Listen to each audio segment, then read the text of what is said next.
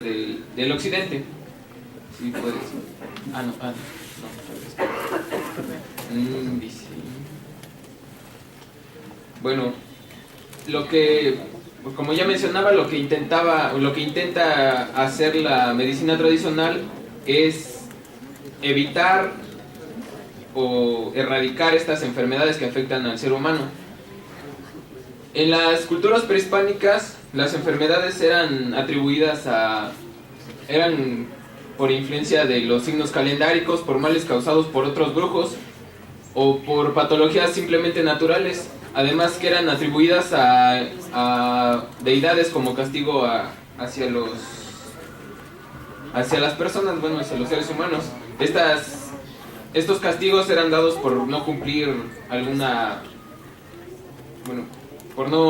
por faltar al respeto a esta deidad, por no cumplir ayunos, por no cumplir las abstinencias de relaciones sexuales y por no haber dado alguna ofrenda o cosas así. Un ejemplo de esto sería, un ejemplo de las enfermedades atribuidas a las deidades sería, por ejemplo, lo que hacía Tlaloc. A Tlaloc se le atribuían enfermedades como la tortícolis, el tullimiento o deformación de alguna extremidad, ya sea un brazo o una pierna. Se le atribuía también el reumatismo y enfermedades de frío. Después cambiamos. Entrando ya a la cosmovisión, entendemos que la cosmovisión, como mencionaba mi compañero Jesús, es el conjunto articulado de sistemas ideológicos relacionados entre sí de forma relativamente congruente con el individuo o grupo social y pretende aprender el universo. Las culturas prehispánicas tenían esta cosmovisión de que el cuerpo humano tenía la misma estructura que el universo. Tenía, por ejemplo, el corazón.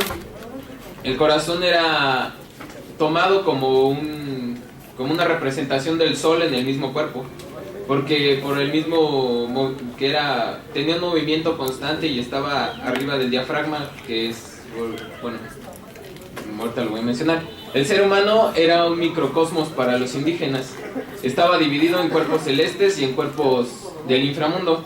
Como ya lo mencionaba, lo que era el corazón, era esta parte, se dividía en dos el cuerpo, que era a partir del diafragma. El diafragma representaba lo que es la tierra. Las partes que están debajo del diafragma representaban los cuerpos, las partes del inframundo, y las que están por encima del diafragma representaban los cuerpos celestes. Por lo que ya mencionaba, el sol era un cuerpo celeste y porque estaba arriba del diafragma, en esta parte. Y las enfermedades también que eran había un principio que determinaba las enfermedades entre los indígenas, que era el principio del calor y el frío. Este principio del calor y el frío, las enfermedades eran causadas por una descompensación en estas zonas de calor y el frío. Había una distribución entre las partes del cuerpo que eran calientes y frías. Por ejemplo, lo que ya mencionaba de los cuerpos celestes y los cuerpos del inframundo. Los cuerpos celestes eran más calientes que los del inframundo, y así se iba distribuyendo el calor en todo el cuerpo, desde arriba o hacia abajo, y tomando que los pies eran la parte más fría del cuerpo.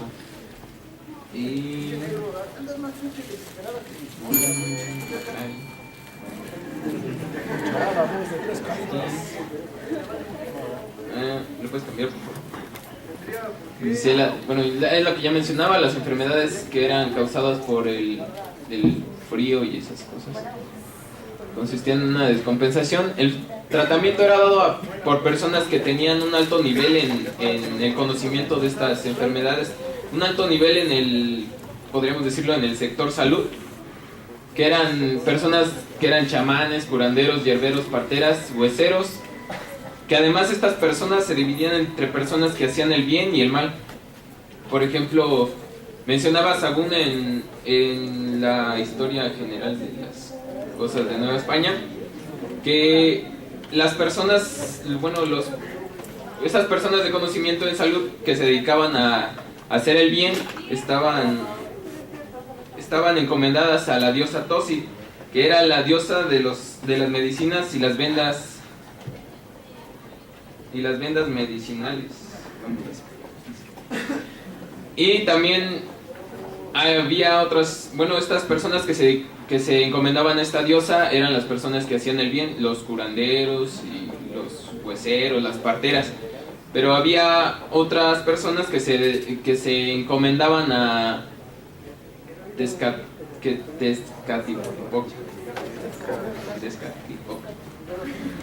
Exacto. Y estas personas eran las que se dedicaban a hacer el mal, eran hechiceros o nahuales. Bueno, hasta ahí. Lo que seguía era el tratamiento.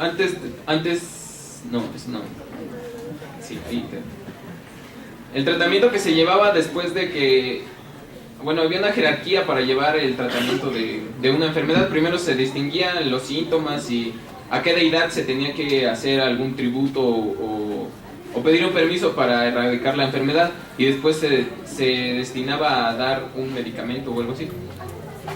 Estos medicamentos eran minerales, se utilizaban minerales, animales y plantas. Lo que se utilizaba con los minerales eran amuletos, simplemente se le daban al enfermo. Se utilizaban métodos como la hidroterapia, que eran cualquier tipo de baño de tina, baño de asiento, temazcales. Y también para curarlo se tenía que ir a algún sitio sagrado, como una cueva, como menciona mi compañero, y en donde se tenía que dar una ofrenda, alguna manda o algún sacrificio se tenía que dar a esa deidad. Había un tratamiento especial en lo que eran las plantas. Las plantas eran utilizadas, el tratamiento era especial su trato en lo de las plantas, porque se tenía que utilizar una parte o completamente la planta para que erradicara esa enfermedad. Por ejemplo, se utilizaba la hoja, se podía utilizar la hoja, la raíz, la flor, el tronco, el tallo. También era especial lo que se tenía que ver con la fecha en cortar la planta, en la temporada en cómo se debe de cortar la planta. También la aplicación, que se tenía que hacer en ungüento o de forma líquida. Y ahora sí le puedes cambiar. Lo que me llamó más la atención es esto, lo que pude llamarlo México bárbaro, porque es lo que le hace la medicina tradicional en ese contraste con la medicina convencional. Lo pude llamar así México bárbaro porque un día estaba con uno de mis tíos que es doctor, y llegaba una paciente en un pueblo, no sé si lo conozcan, San Luis Mextepec, y llegaba la paciente y antes ya había ido con un curandero, y entonces mi tío mencionó: qué bárbara esta gente que va primero con su curandero en vez de que venga a verme a mí. Y yo le dije, yo dije, pues sí, qué bárbaro, parece que todavía es un México bárbaro. Y entonces lo que nació esto, menciona que el emplear la medicina tradicional conlleva adquirir más enfermedades. Es lo que mucha gente... Ay, caramba. Bueno, mucha gente, es lo que muchos doctores piensan, que esto de utilizar la medicina tradicional conlleva a tener muchas enfermedades. Pero tomé esta cita de un libro de Mari Carmen Azures, que dice: se calcula que unos 15 a 20 millones de mexicanos se encuentran al margen de los sistemas médicos profesesionales, el estatal o medicina privada. Estos son pacientes de la medicina popular, ya que tienen que recurrir a curanderos, hueseros, parteras, etc., y que por sus ingresos no distinguen un mercado para la medicina privada. ¿Puedes cambiarle, por favor? Esto de bueno, esto podíamos verlo en la cita que es una cita de 1986. Si nos damos cuenta, pues han transcurrido los años, ¿no?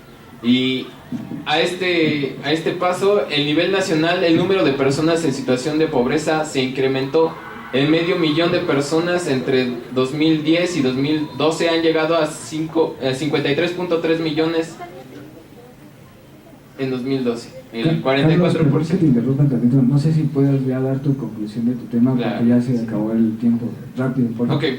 Bueno, lo que más me interesó de esta investigación documental es cómo cómo los indígenas veían el cuerpo humano, así cómo se distribuía, cómo el propio universo influía en el cuerpo humano y ya sería todo.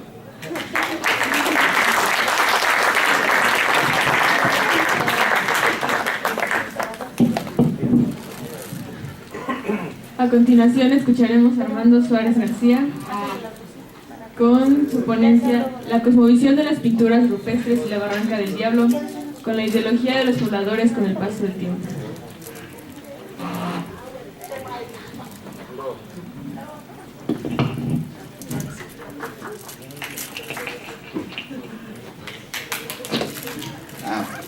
Buenas tardes. No, sí. Buenos días. Mi tema es la cosmovisión de las pinturas rupestres y la barranca del diablo, con la ideología de los pobladores de Santo Tomás de los Plátanos, con el paso del tiempo. Tal vez lo conozcan, tal vez no. Santo Tomás de los Plátanos está ubicado cerca de Valle de Bravo, que es pueblo mágico. ¿Pueden pasar a la siguiente, por favor? En el cual Santo Tomás de los Plátanos ha sido un pueblo viejo y joven al mismo tiempo, por así mencionarlo, porque este pueblo se cambió de lugar. El pueblo el 14 de octubre de 1956, el pueblo se cambió de lugar para construir una presa, las iniciadoras del sistema Cutzamala, que está ubicada en Santa Bárbara. Y si dirigen su atención hacia la imagen en sepia, es el antiguo Santo Tomás en 1954. Esta fotografía se tomó 2 años antes de que se hiciera el cambio del pueblo. Posteriormente, en la siguiente imagen, ya vemos el nuevo Santo Tomás con su parroquia, y de la foto antigua solo se alcanza a rescatar la torre que está al fondo de la iglesia. Esa torre prevalece, tiene una historia muy interesante, porque cuando el agua arrasó con todo el lugar, la torre se pudo mantener de pie y pues es atractivo turístico. Pero ahora, en el momento en el que en el 56, el 14 del 56, los pobladores se trasladaron hacia el lugar que ahora se conoce como la cabecera municipal de Santo Tomás de los Plátanos, encontraron algo muy interesante: unas pinturas rupestres que datan del posclásico tardío, y que esas pinturas, según los estudios, son de la cultura Mazlatzinca. Para esto, en mi investigación, yo la hice con una visión de la antropología simbólica, detectando aquel simbolismo que le van a dar las personas a las pinturas rupestres, que se ubican en un lugar llamado el Malpais, que es un lugar en donde el piso es como de suelo volcánico. Se ve un poco empedrado, como cuando se seca la lava. Y cerca de ahí hay una pequeña barranca o peña, que es la que está en la fotografía más larga. Ahí se puede apreciar el nuevo Santo Tomás de los Plátanos y la barranca. Los pobladores, las casas y la iglesia están muy cerca del voladero, por así decirlo. Y a esa barranca se le ha llamado la barranca del diablo. Y puedes pasar a la siguiente.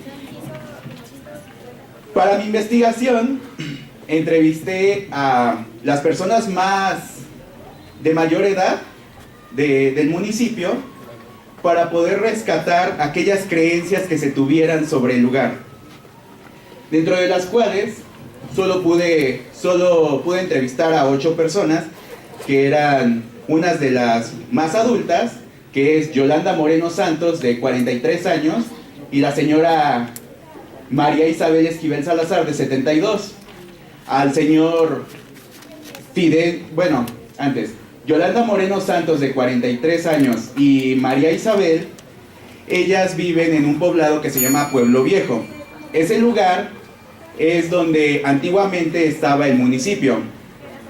El señor Fidencio y la señora Petra, de 85 y de 78 años, ellos pertenecen a Salitre Terreros, comunidad de la cual yo soy, junto con Félix Rufino y la señora Inés Chamorro, con Diana Lisbeth, de 82, 81 y 20 años. Ellos 5 pertenecen a Salitre Terreros. Y por último, el señor Abdías Pérez Arroyos, de 72 años, que él pertenece a la cabecera municipal del Nuevo Santo Tomás, por así decirlo. Pasa lo siguiente, por favor. Dentro de esto, hice 6 preguntas guía que me ayudaron a llevar a cabo un porcentaje y cuantificar los datos y las respuestas que me daban.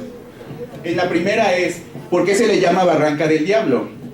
De la cual el 75% de la población mencionaba porque se aparece el diablo en el lugar, y el 25% no supieron contestar. ¿Cuándo se encontraron las pinturas rupestres?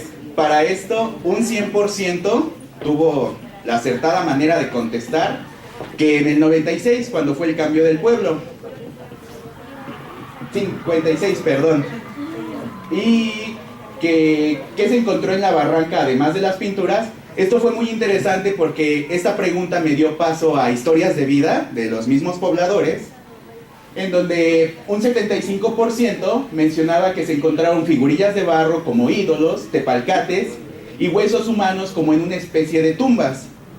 Un 25%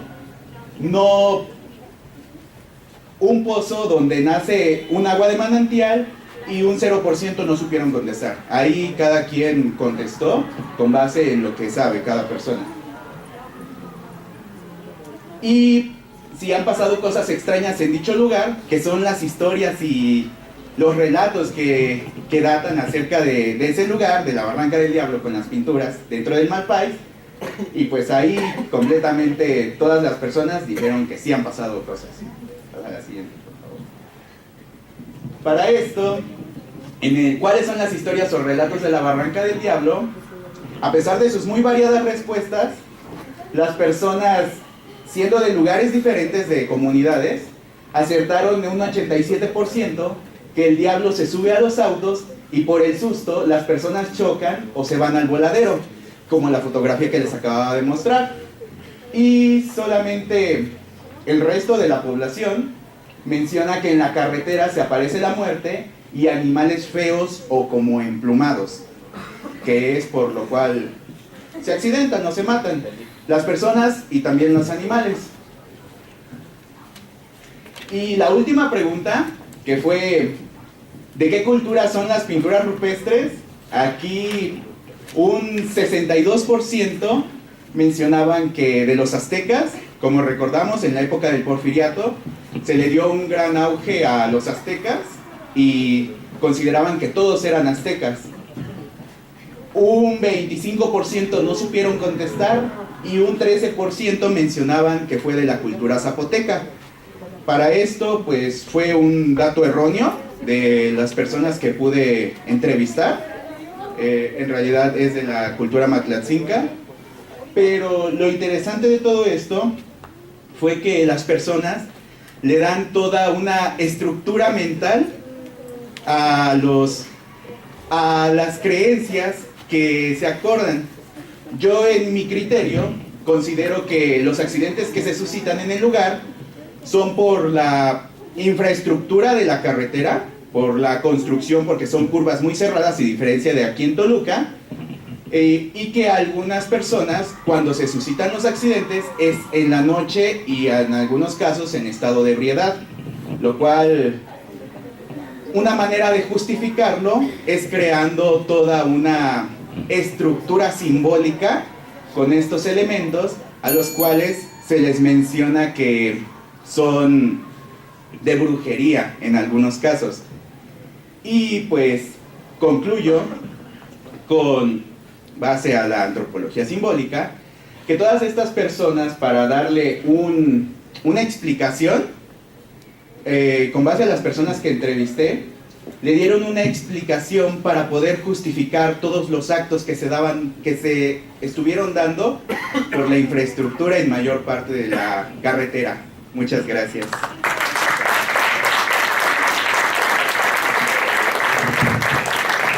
Gracias, Armando. Ahora, si no hay ningún inconveniente, no sé si podríamos pasar a la sesión de preguntas. ¿Alguien tiene alguna pregunta a nuestros compañeros? A ver, ahí hay dos, Brandon y el otro compañero. Por favor. Buenos días, compañeros. La pregunta va para compañeros, discúlpame, no sé tu nombre, cuando nos hablabas de Venus. Creo que hay muchas interpretaciones, ¿no?, respecto a eso. Utilizaste el famoso calendario azteca, ¿no?, para hacer de ello.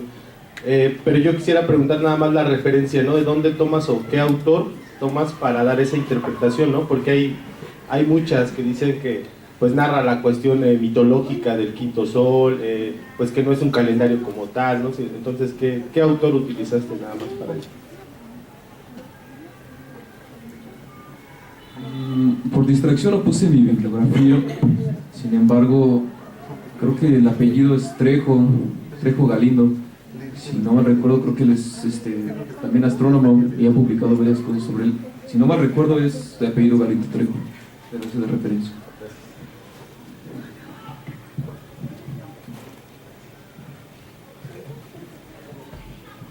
Bueno, pues yo nada más voy a hacer un comentario respecto a la exposición que hizo Jesús sobre las cuevas.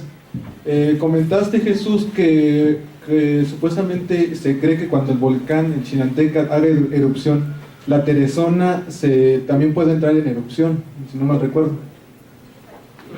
Sí, esa es la explicación que dan los pobladores de la Teresona. Bueno, lo que pasa es que yo pertenezco a la comunidad de San Mateo Oxotitlán. Oxotitlán significa entre las cuevas. Entonces, lo que es el Parque Sierra y parte del Cerro de la Teresona, y creo tú lo investigaste, se encuentran varias cuevas. Entonces, yo he investigado, he preguntado con mis tíos abuelos, inclusive mis abuelos, que respecto a este cerro, y muchos de los pobladores que habitan en este pueblo mencionan que tiene una forma de elefante.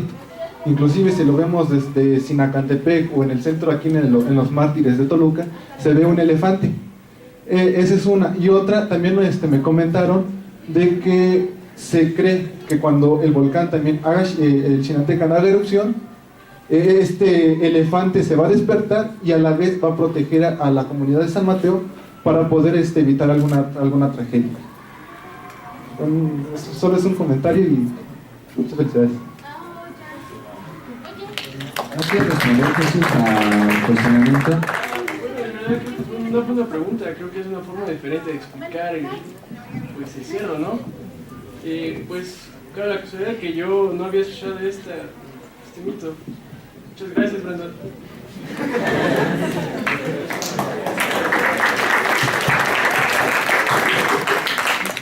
¿Alguien más tiene alguna pregunta o comentario? Antonio.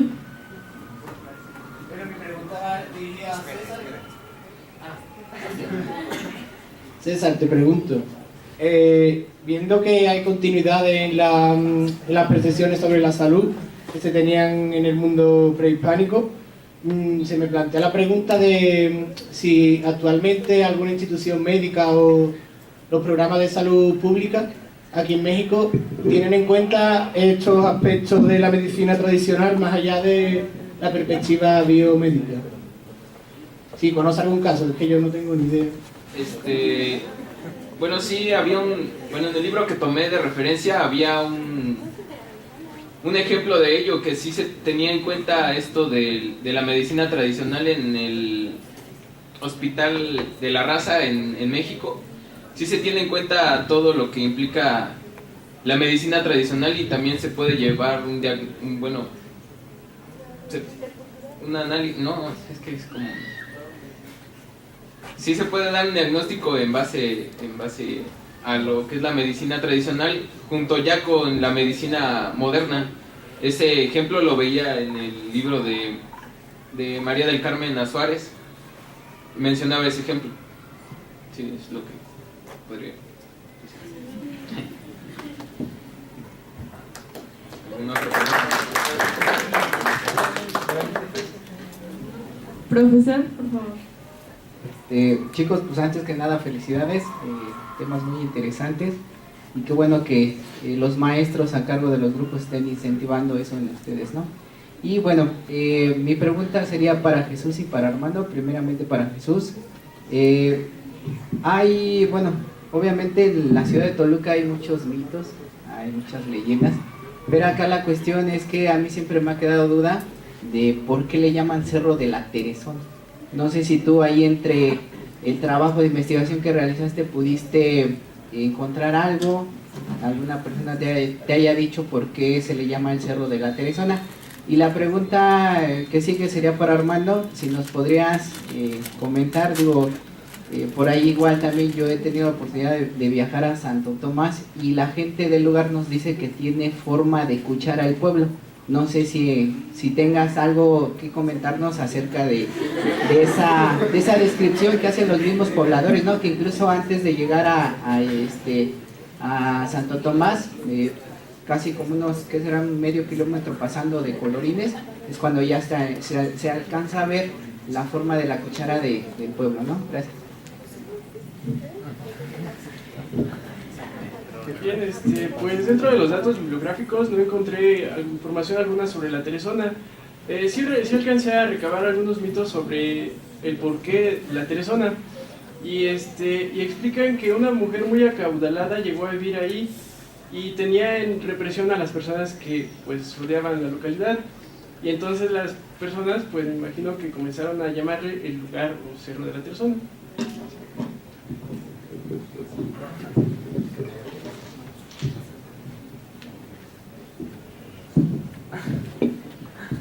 Bueno, y respondiendo a su pregunta, profesor, la forma de cuchara que se ve en Santo Tomás corresponde al viejo Santo Tomás.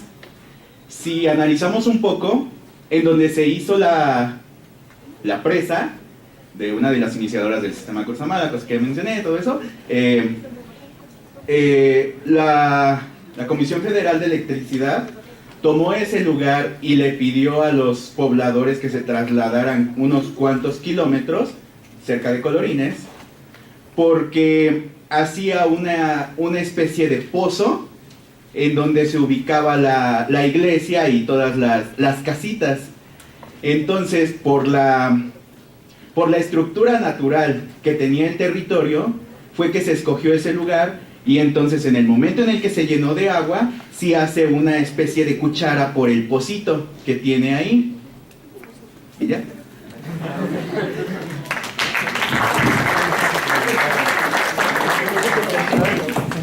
Bueno, si no... Quiero preguntar algo, tengo una duda para el joven Armando. ¿Qué se relaciona a Santo Tomás, ya que pues es tan conocido, ¿verdad? Mi pregunta es en relación, tú hablas sobre el diablo, hablas sobre las pinturas rupestres, hablas sobre cómo cambió la localidad de un lugar a otro, pero ¿cómo lo vinculas con la cultura mesoamericana?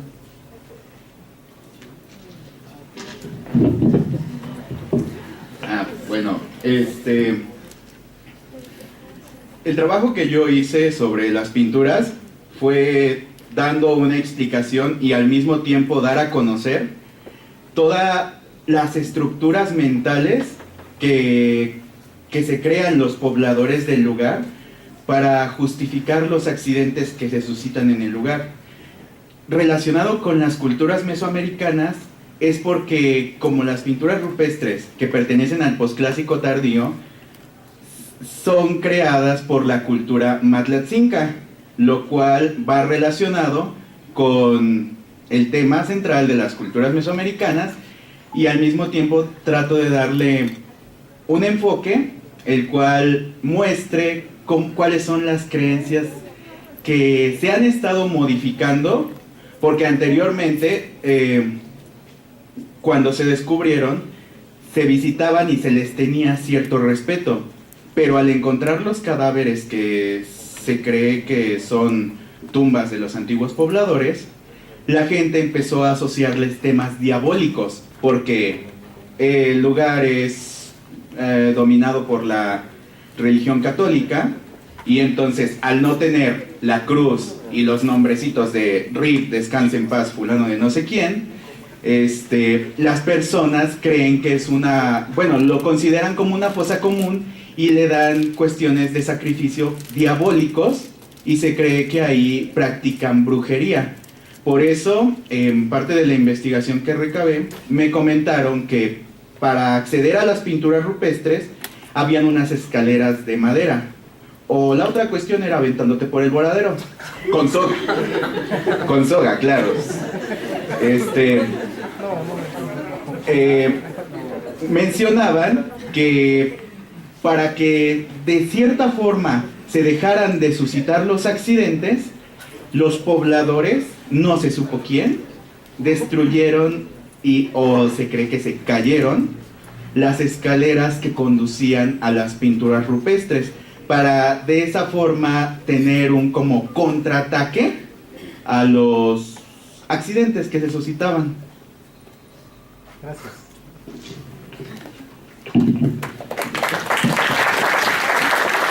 Bueno, si no hay otra pregunta, pasamos a la tercera mesa de debate. Gracias.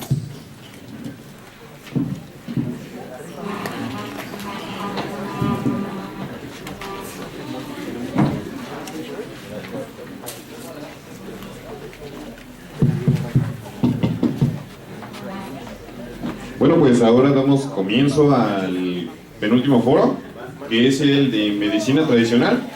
Perdón, no es por esta debate. Con nosotros estará Arisaí, estará Mónica Magdalena, Joel Antonio y su servidor. Siendo moderadores Carla Elizabeth Jiménez Lujano y Elia Trujillo Asensio.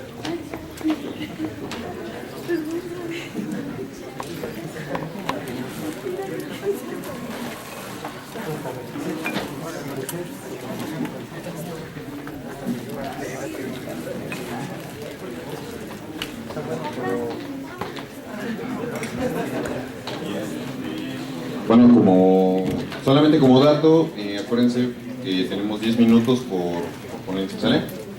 Por favor, para que estés al final también de tu cronómetro.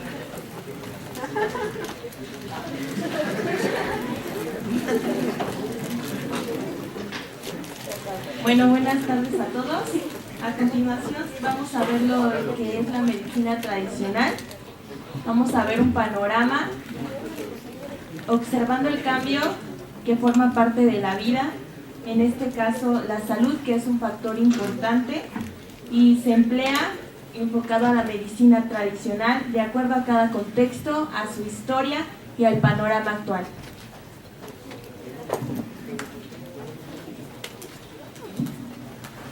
A continuación escucharemos a Mónica Magdalena Villela Cima con su tema Medicina Tradicional de la Comunidad Matlacinca de San Francisco Oxtotipan. Embarazo, parto y puerperio.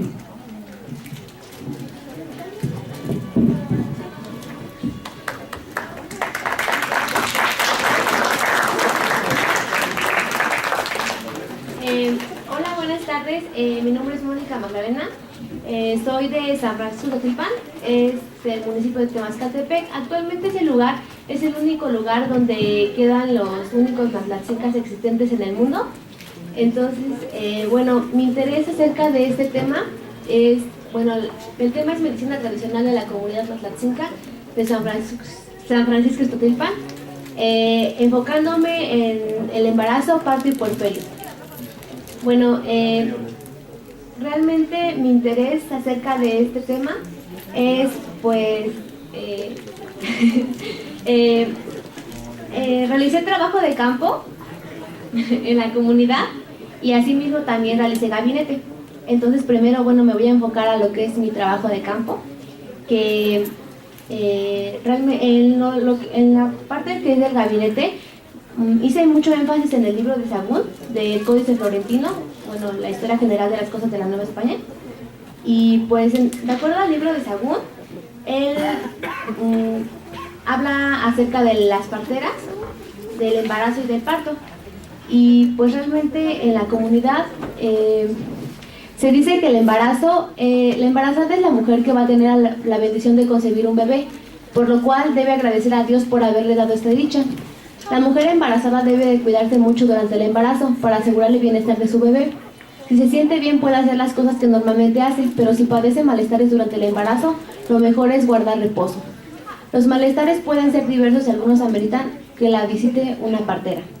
También la embarazada debe de evitar disgustos, tristezas o sustos porque el bebé puede nacer mal.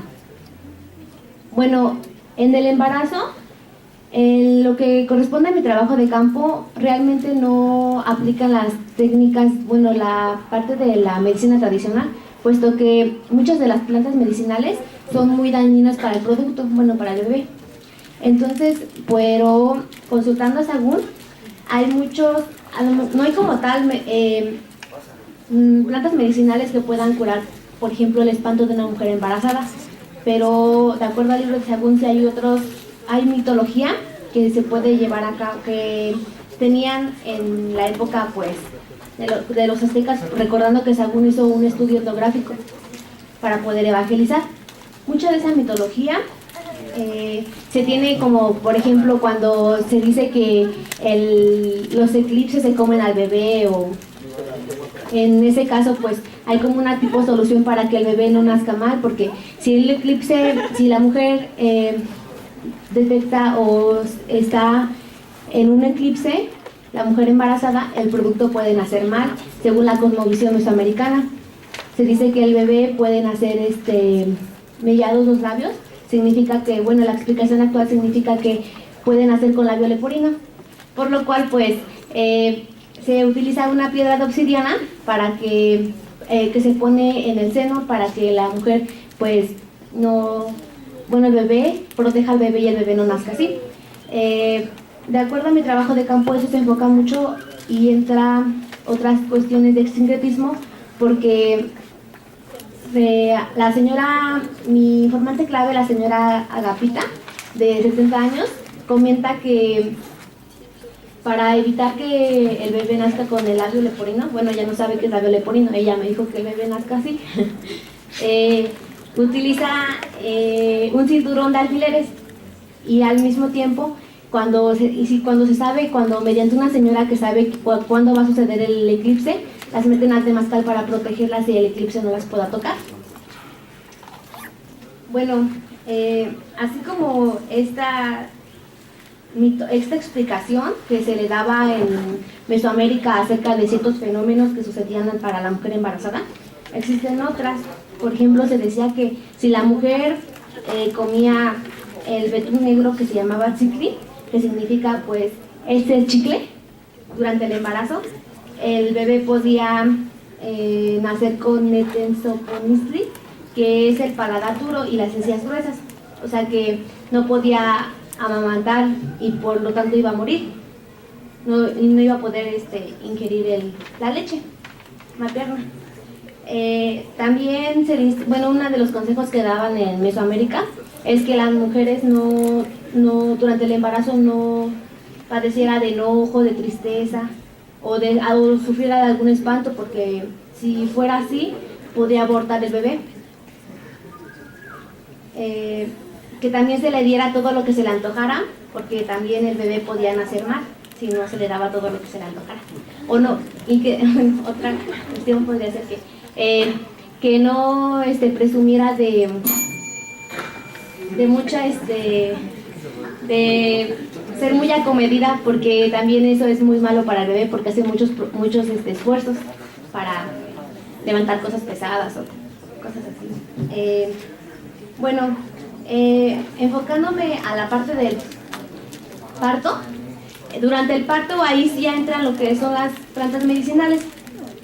En este caso, bueno, en el trabajo de parto, en el lugar de donde estoy, la comunidad Matlatzinca, existe actualmente solo una partera. Esa partera ya tiene 82 años. Es la señora...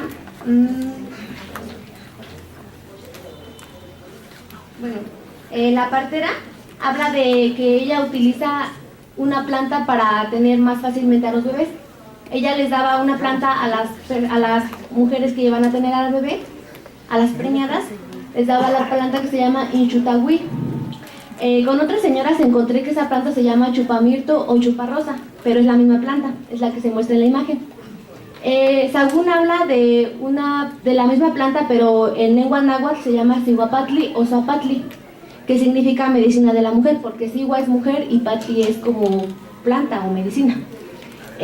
También fue muy interesante esta parte del tlacuache, porque Sagún habla que si la mujer toma el tlacuache, lo tienen que hervir para poderse tomar como el caldo de lo que sale del tlacuache, y con eso también pueden tener al bebé más rápidamente durante el parto.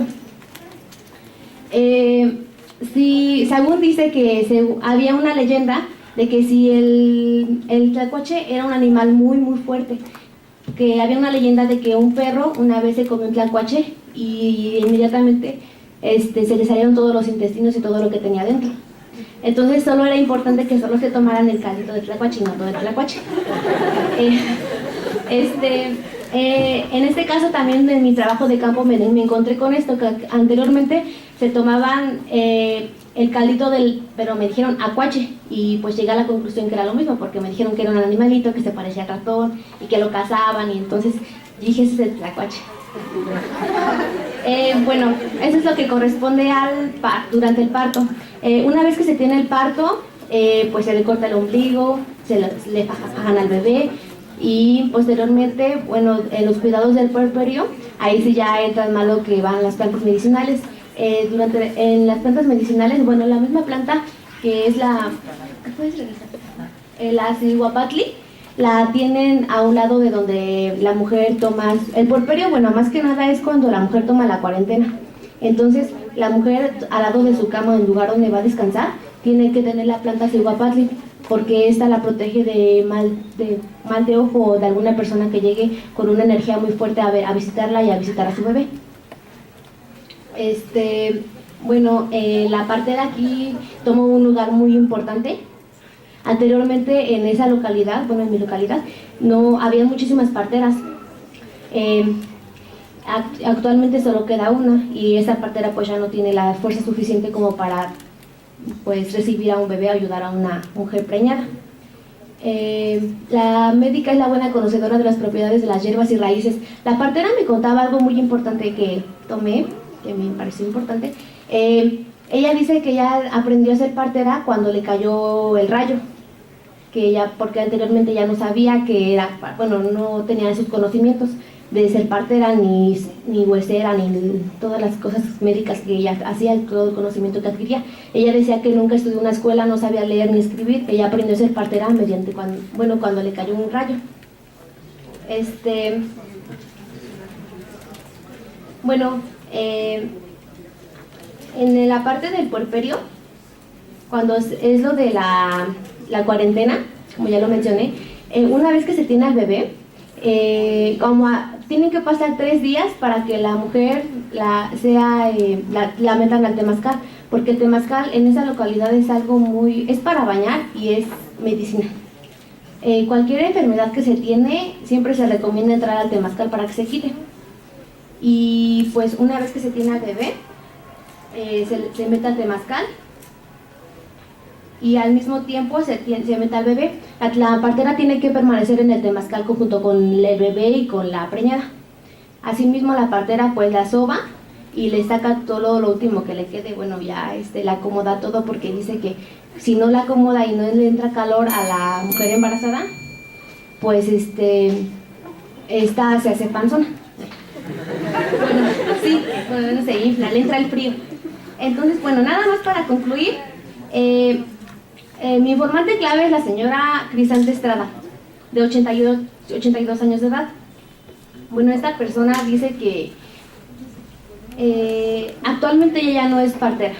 Dice que su último parto, sus últimos 3 partos, tuvo problemas porque también aquí entran mucho lo que son las instituciones, como puede ser para registrar a los bebés.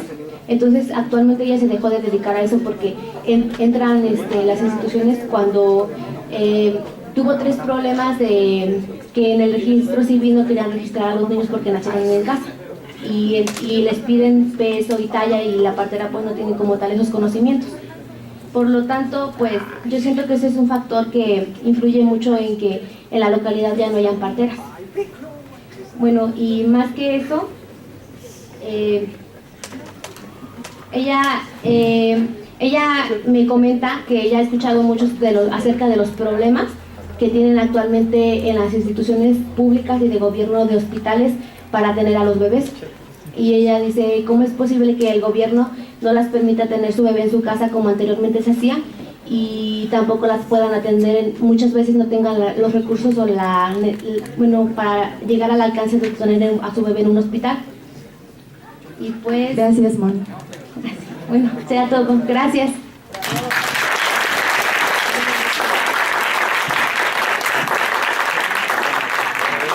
Continuamos con mi compañera Arisay Trujillo Rojas con su tema Las parteras en la comunidad de San Juan Tilapa.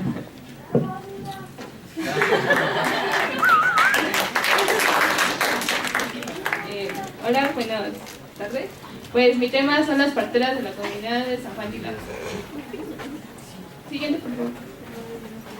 A mí me interesó este tema porque quería saber si en la comunidad seguían teniendo el mismo pensamiento basado en la cosmovisión prehispánica. Para esto, pues hice una investigación previa en la cual me basé en el libro de Saúl, el pensamiento prehispánico, en el libro de las Casas General de la Nueva España, donde nos menciona que la práctica de las parteras en México prehispánico se veía como un trabajo muy prestigiado, ya que eran muy pocas las mujeres que contaban con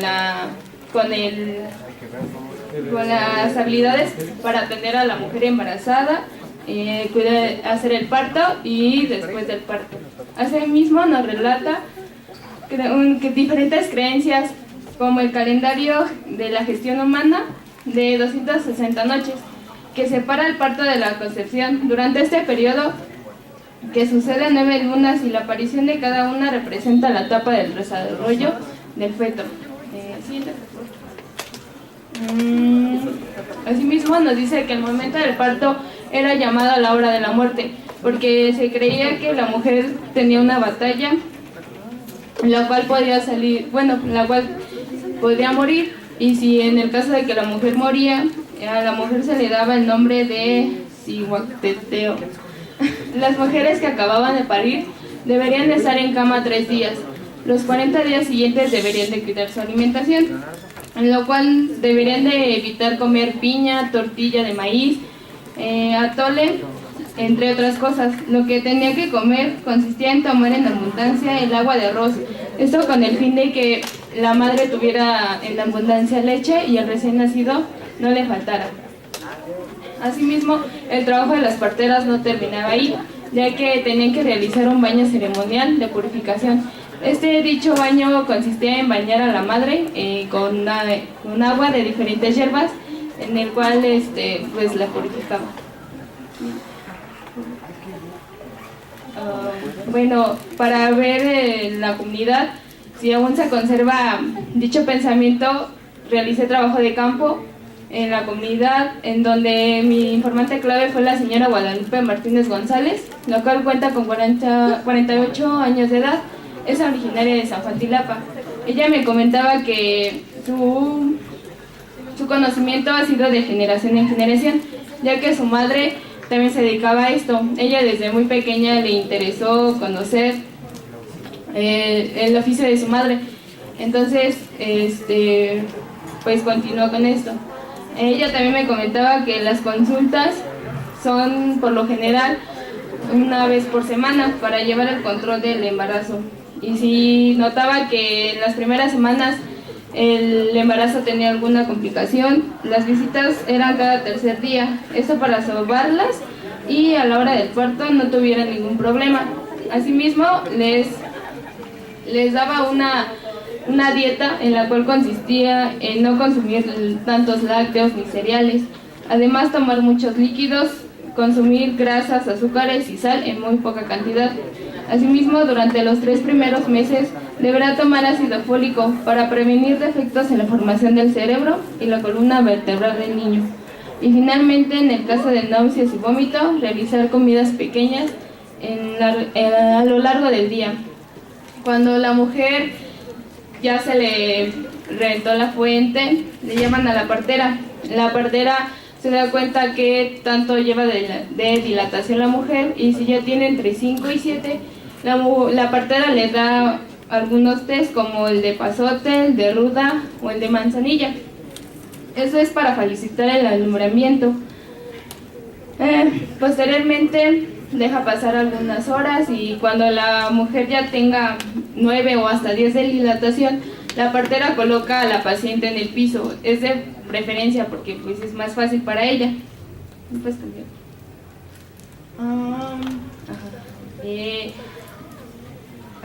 Cuando la paciente tenga 10 de dilatación, 10 centímetros de dilatación, es cuando nacerá el bebé. Después seguirá la expulsión de la placenta, donde la partera espera hasta que se deslice por sí sola. Después sigue ya la salida del cordón. Esta la corta ya cuando el cordón se encuentra de color blanco. Ella me dice así. Posteriormente pesa al niño y lo limpia de los residuos que podría tener. Se le entrega a la madre y le menciona que le debe de alimentar con la leche materna durante los 6 meses de vida. Posteriormente la partera, después del parto, después de 5 días, la partera realiza el baño de vapor. Dicho baño consiste en bañar a la madre con 15 litros de agua que coloca ella diferentes hierbas, como el de jaranilla, ruda, pericón, Santa María, hierba de ángel, mirto, entre otras. Dicha agua la deja hervir por 20 minutos a fuego medio. Cuando está lista el agua, la